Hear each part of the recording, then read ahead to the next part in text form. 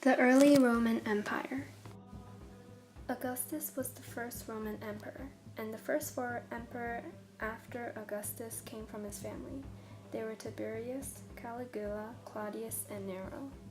As the emperors grew more powerful, many became more corrupt. Nero, for example, had people killed if he wanted them out of the way, including his own mother. At the beginning of the 2nd century, a series of 5 so-called good emperors came to power. They were Nerva, Trajan, Hadrian, Antoninus Pius, and Marcus Aurelius. These emperors created a period of peace and prosperity known as the Pax Romana, the Roman peace, which lasted for almost 200 years. Although Trajan extended the Roman Empire to rule Dacia, Mesopotamia, and the Sinai Peninsula, his successors soon realized that the empire was too large to be easily governed. And so Hadrian withdrew Roman forces from Mesopotamia. The early empire was a period of much prosperity. There were very high levels of trade. Large quantities of grain were imported to feed the people of Rome. Luxury items poured in to satisfy the desires of the wealthy. But despite the active trade and commerce, farming remained the chief occupation of most people and the underlying basis of Roman prosperity. In Roman society, a huge gulf separated rich and poor.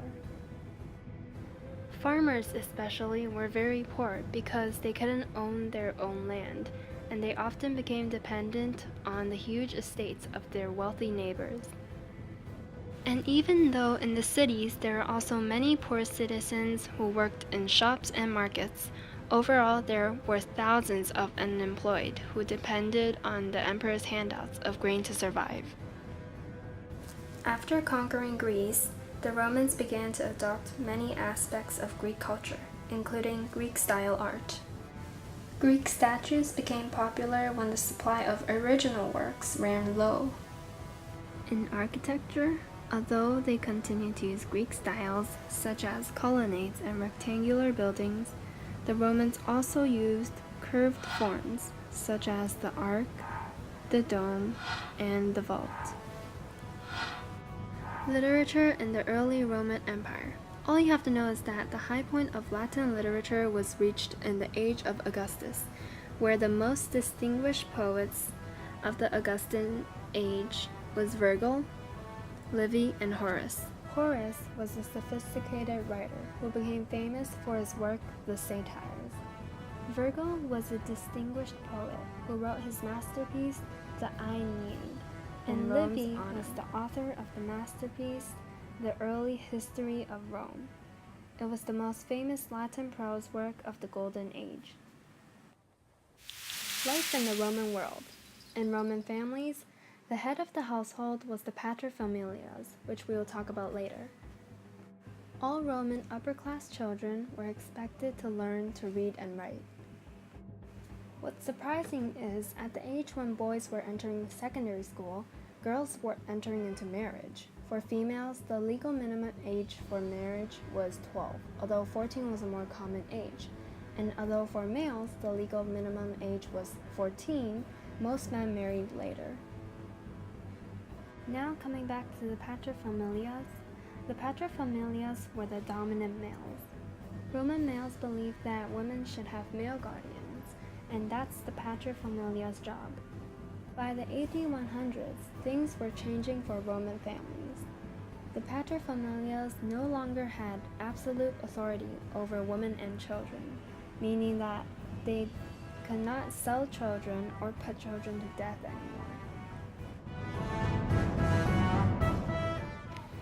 Slavery and slave revolts. Yes, slavery is very common throughout the ancient world, but no one used slaves and relied on them more than the Romans did. Greek slaves were in much demand. Slaves were used as tutors, valets, cooks, waiters, musicians, doctors, artists, cleaners, gardeners, and builders. Greek teachers especially were in much demand because upper-class Romans had to learn Greek in order to prosper in the empire. Living conditions in Rome. There was a huge difference between the living conditions of the poor and the rich. While the rich lived in comfortable villas, the poor lived in small apartment blocks called insulae. They were poorly built and often collapsed. Fire was also a constant threat in the insulae, where stoves, torches, candles, and lamps were used for heat and light. Religion was a big thing in the Roman world. The Romans believed that performing rituals brought them into good relationships with the gods, which guaranteed peace and prosperity. Beginning with Augustus, emperors were also often made official gods by the Roman Senate, thus bolstering support for the emperors.